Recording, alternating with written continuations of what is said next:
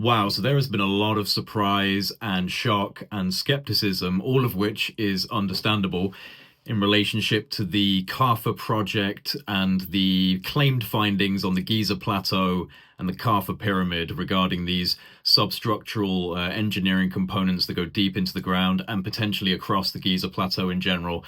Like I said, a lot of skepticism. And I was very excited when these claims first came out. That video has since gone extremely viral, even featuring on Joe Rogan. But there's actually been a lot of updates from the team over in Italy.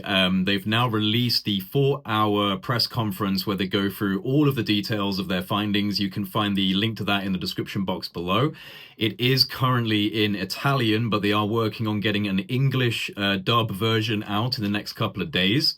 I highly advise all of you go and watch that 4-hour presentation, but if you want to get a kind of too long, didn't read rundown on it, this is what I'm going to give you right now, so just pay attention. And I'm also going to highlight some of the critiques that have been going on and why they may not hold up to scrutiny in the face of the kind of technology that's being deployed here. So there's been a lot of critiques, and I mean a lot of critiques, including coming from the mainstream media and the mainstream academic sector, about direct EM penetration and ground penetrating radar, how there is no ground penetrating radar that can go 2 kilometers into the rock. And that's absolutely right. But that's not what's being claimed by the team. The team is not claiming the SAR technology, which stands for synthetic aperture radar. They're not claiming that SAR is penetrating 2 kilometers of rock. Instead, their method proposes that SAR technology is detecting secondary surface deformations caused by deep mechanical resonance, not direct EM wave reflections, right? So they're picking up on resonances coming from underground structures and measuring that acoustic resonance, that reverberation. It's not penetrating deep into the ground. It's penetrating quite shallow into the ground, which is typical for these systems, picks up on acoustic and reverberatory energy and uses that to model what could be underneath the ground, causing these reverberations. SAR technology already measures surface deformations within millimeter scale precision, using interferometric techniques, also known as INSAR. That's how we monitor earthquake zones and volcanic inflation. If there were deep voids beneath the Giza Plateau, which are resonating, the surface could experience these subtle periodic displacements, like detectable energy that would be picked up through the SAR technology. Through the phase-sensitive Doppler processing. So SAR doesn't actually need to penetrate the rock directly, it just needs to detect surface effects caused by subsurface resonance, right? So anything that's below ground, that's a large structure, especially, and we're going to get into the reasons why the Giza Plateau might be one of the most interesting places in the entire world to find this type of anomalies and structures. So when they're picking up on these reverberations, it's being caused by structures below ground that are transmitting this reverberatory energy up to the surface. The satellite scans the surface, not the depth, and picks up on the reverberation, which it's able to model. It's able to figure out through very, complex computational algorithms, the model of what exactly is reverberating under the ground. Now, the Giza Plateau specifically is geophysically unique. Limestone and granite are known for their acoustic and piezoelectric properties. Limestone and granite make up the majority of the Giza Plateau. Now, granite contains high quartz content, which responds to mechanical stress by generating electric fields, which is also known as piezoelectric effects. Piezoelectric, naturally induced, naturally created electricity. Resonant voids underground within the Giza Plateau could actually stimulate mechanical stress in these piezoelectric geoenergetic rocks, these piezoelectric materials, limestone and granite, which would create these surface-coupled oscillations through the piezoelectric effect. Now, the pyramid's precise geometry could actually enhance wave reflection and standing wave formation, essentially acting as a mechanical amplifier for deep resonance. Are you still following me? In other words, Giza's geology and construction actually create the ideal conditions for deep mechanical resonance to couple into surface level oscillations, which can then be picked up by the SAR technology. So this is actually really interesting because low frequency seismic waves and standing resonant waves would survive potentially for kilometers underneath the ground, depending on the geological structure. So if there are deep voids that are in some way geometrically tuned to natural frequencies like Helmholtz resonators, they could sustain coherent resonant oscillations that transfer energy up to the surface. So the surface response could then be detectable as a consistent micro Doppler shift in the SAR technology. Mechanical resonance propagating through dense rock via piezoelectric coupling bypasses a lot of the issues that a lot of the critiques are trying to come up with in regards to attenuation and scattering, which are problems faced by direct EM waves, but not with the Doppler technology being deployed through the SAR surface level scanning.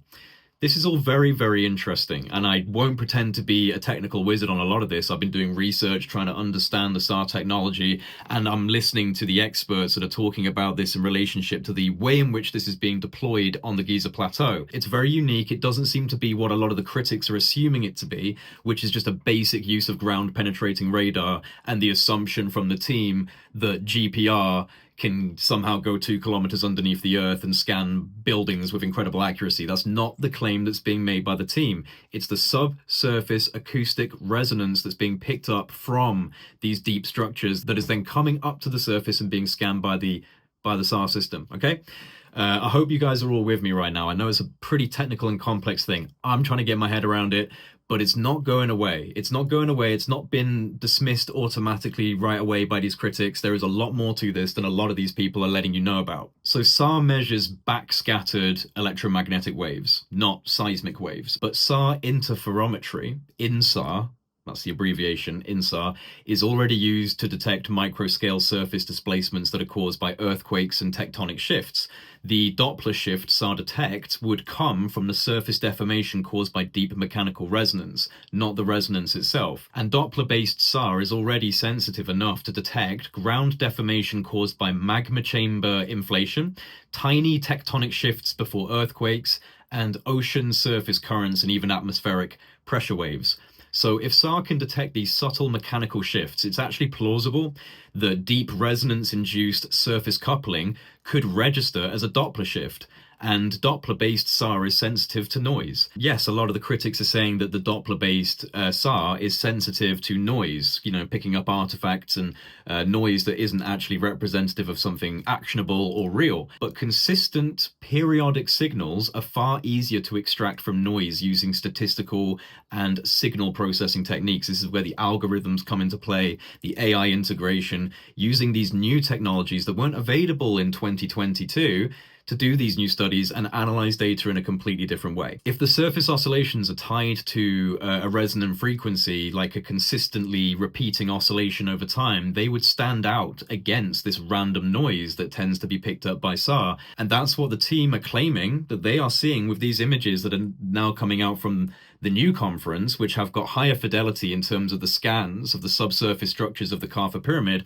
And as you can see on the screen right now, what you're seeing is a pretty pronounced spiraling structure coming down from the base of the pyramid. So obviously this does need to be tested and peer-reviewed and cross-referenced with a lot of scientists, but I don't think it's fair to just completely dismiss these findings based on, quite frankly, what seem to be assumptions from critics that these people are deploying a very standard ground-penetrating radar GPR system and platform and claiming that that's penetrating deep into the rock. It's not penetrating deep into the rock. That's not what they're trying to claim. They're not claiming the impossible. And again, the thing about the Giza Plateau is it's geophysically unique in terms of what it's made out of. The materials that it's made out of are unique and extremely important for this type of a study.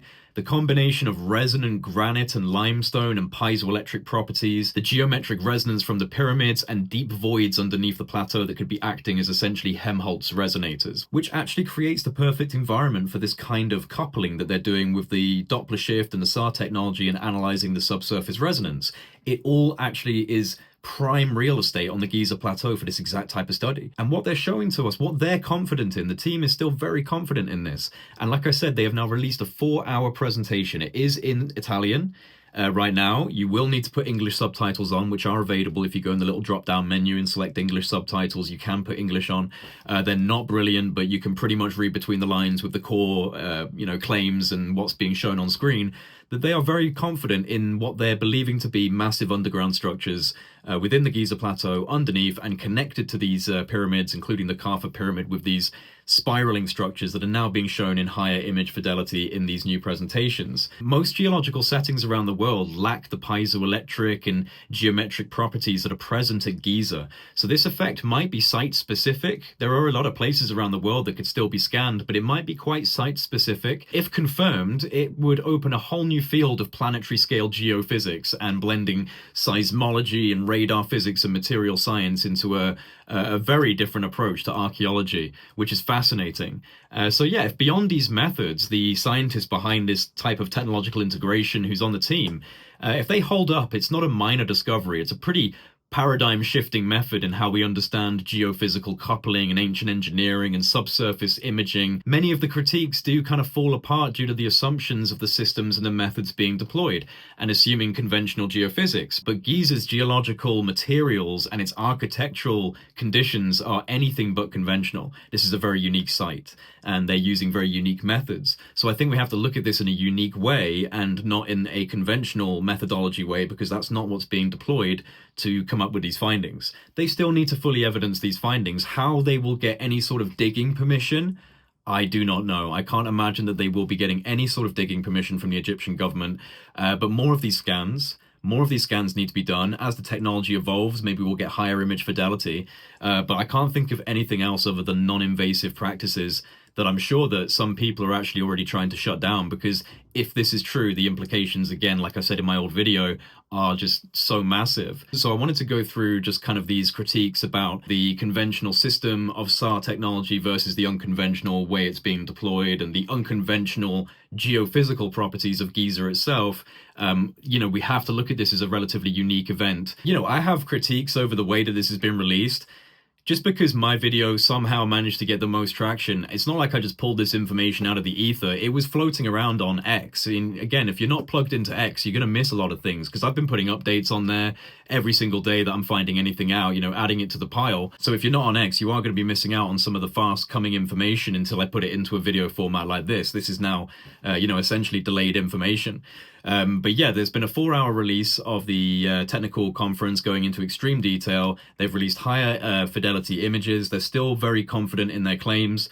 There have been, I would say, fair rebuttals to these critiques about the conventional SAR technology and assumptions on people's part about the way in which it's being deployed. Now, I'm not an expert, so my first video probably had some errors in the way in which I was breaking it down, because I'm just learning about it here. But I've started to do more work and more research, and I'm being told by experts, a lot more specific technical information about how exactly this is working.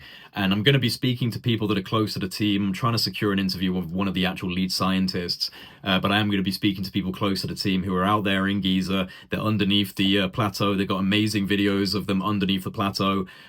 Trevor Grassi, he's a very interesting guy, so we're going to be speaking to him pretty soon to kind of get an idea of what the team's been doing out there for the past few years and how they've come to these findings. But again, I would really urge people to, not blindly just believe it, definitely not just blindly believe it, but don't just dismiss this on the basis of it coming out in the way it's come out. Like I said, I do have issues with the way it just kind of circulated through a few small researchers, and then it propagated out, and I picked it up, and then that kind of exploded, and a lot of people were coming to me and asking me, very specific questions, and it's like, I'm not associated with the team. I just caught wind of the information, dug into it a little bit, found out that there had been a conference, saw some images of the conference, and saw that these, 3D graphics were on the presentation. I looked up the scientists behind the team, and they're real. So at the very least, at that point when I made that video, it was like, okay, the people are real, that checks out. The conference did happen, seeing images of it, and they're making these claims, so I'm going to have to make a video on this. This is just too extraordinary, right? And there's just been more data and more data and more information as we've gone forward, but the way in which it was released was a bit strange. I will say this, though. When very controversial findings come out about a place like, Giza and the pyramid complex, the historical narrative around this in terms of the conventional archaeological circles, the conventional historical circles, it's pretty much settled, right? All of the other theories are fringe theories, whether it's, aliens building the pyramids, or just the idea that perhaps there was a civilization before the pre-dynastic Egyptians that was responsible, and maybe these pyramids are older. Both of these are dismissed basically at the same level of dismissal from the wider mainstream academic community, with a very established kind of status quo and dogma when it comes to these narratives about Egypt. So you have to consider the fact that these ideas, and even like kind of permission, like, hey, I want to go and do XYZ with a space-based system to go and scan for underground cities because I think that maybe this could actually be a location of a lost hall of records. A lot of the scientists would just go, absolutely not. Are you crazy? Like, that's not underneath the pyramid. What are you talking about? So you have to understand that these bold ideas, these fringe ideas, will come through the fringe. I'm not just going to sit here and defend these people, because they definitely need to fully evidence their claims and make it irrefutable. How they do that, I don't know. That's up to them. They're the ones that are in control of this project. They're the ones that are deploying these methods to try and understand what's happening. But I would just caution people away from a knee-jerk reaction to things like, corny graphics on conventions and presentations and stuff like that. First of all, not in control of who makes the graphics for these conferences, but also these conferences, I've been to places like this, it's kind of like Contact in the Desert when you go and talk about UFOs on stage. There's a lot of wacky characters, there's a lot of weird stuff. But if you appreciate my research in the UFO field, then you'll know that when I'm standing on that stage, I'm not going to be the same as someone who's just trying to sell a fake story, right? So there are differences, even if it's in the same kind of operating arena. You have your grifters and you have people that are really trying to find actual information and answers, and sometimes they operate in the same space. And these guys are having to operate in this space because the mainstream wouldn't accommodate for them, right? So you have to give them the benefit of the doubt, is what I'm saying. I think they deserve the benefit of the doubt for things that seem a little, cheesy or badly planned in terms of the release of things, because they're having to operate outside of the mainstream circuit of kind of academic information sharing and peer review. There's been so much kind of uproar and mainstream media dismissal from this already that it's very difficult, even at this point, that's so early in the game, for them to get confirmatory collaboration and peer review, because a lot of scientists aren't even going to want to touch it, right? Because it's like, oh God, see the way that got flamed in the media? I mean, that's a ridiculous claim. I'm not working with them. So again, it censors itself, like the system censors itself and kind of insulates itself from potential damage by creating these huge media flurries like the one that's occurred over the pyramids. It is sensational. Of course, it is sensational. I understand that. But just because it's sensational in terms of the implications and the claims of what's being discovered doesn't mean it's not true. And I think we need to just pay attention to what the team's doing. I think we all need to be watching that 4-hour presentation. If you can bear to read subtitles for 4 hours, like I said, the Italian version is already out, their native language, and then there's going to be an English dub released. But this is something that you should pay attention to. You shouldn't just actively dismiss it. I've been disappointed with some of the, fellow researchers in the fields that have been very dismissive of this very quickly and tried to call me out and say that I'm, being foolish and nonsensical. I'm sorry, but I'm a reporter who reports on very interesting information when it comes my way. And I felt that at the very least, based on what I'd seen at the initial beginning of this, I'd seen the conference had happened. I've seen the images from the paper. I've seen the team talking about it. I know that this is actually something that's happening. It's worth highlighting. It's worth going, hey, my audience, would you like to hear about this thing that I've heard about? And, did I expect it to end up being played on Joe Rogan? Definitely not. Very happy about that. That's really cool. I was literally rock climbing at the time and got a notification saying, dude, you're on Joe Rogan, and checked the video and was just like, oh my God, Chris Williamson and Joe Rogan are talking about this video, which is kind of interesting. I think we should just be open-minded. I think we should pay attention. Yes, I was very excited in that first video, but I'm an excitable person. But I'm telling you right now that there's something to this. I think that there's definitely something to this. The way in which they've presented it is not the best. I'm going to just be honest with you. Yeah, you could have done it better in terms of the way that you've released this information. But I do understand you're working in a niche, fringe, small, relatively kind of low audience engagement network of people, and you were not able to kind of get the reach that you probably needed and deserved for this to be taken more seriously by the wider academic and mainstream community. I'd also like to say that I'm pretty confident, based on what some of these people are saying online, that Zahi Hawass has dismissed previous subterranean passageways and caves and entrances in the Giza Plateau, which have then been found. And then he's explored them later, like a couple years later, he's gone down there and had a little photo. So, you know, when he says this is absolutely nonsense, he said that a few times and it's turned out to not be nonsense. Now, you know, granted, this is a much bigger claim. Granted, this is a much bigger claim. It's very exciting, though, and it does tie in to a lot of historical, theological references, mystery school references, and just the general kind of implication of a pre-flood, pre-cataclysm civilization, which I think was very true. Also, in reference to that, I don't know if you've noticed that my talk with Alex Jones is no longer on YouTube. That did not survive 24 hours. It was shut down and deleted by YouTube for violating terms and conditions, even though there were no inappropriate moments. It was all within the guidelines. It was all about history and the pre-flood civilizations and the implications of the Giza complex studies, you know, all of that. But apparently it was not suitable for your eyes and your ears on YouTube, so I apologize for that. I think it was really interesting. We had a great conversation. I feel like I presented good information. But yeah, like YouTube teams, like the YouTube community support thing, whatever they are, their official account actually commented on my ex posts, my posts saying about the, you know, this has been banned on YouTube, YouTube's not allowing it. And they were like, oh, you can appeal. Just appeal. Like, and then they commented again, like, have you seen our comment? Just appeal, please. So I was like, all right, I'll appeal. I appealed for it. And they rejected it within like an hour. So I was like, they've rejected my appeal.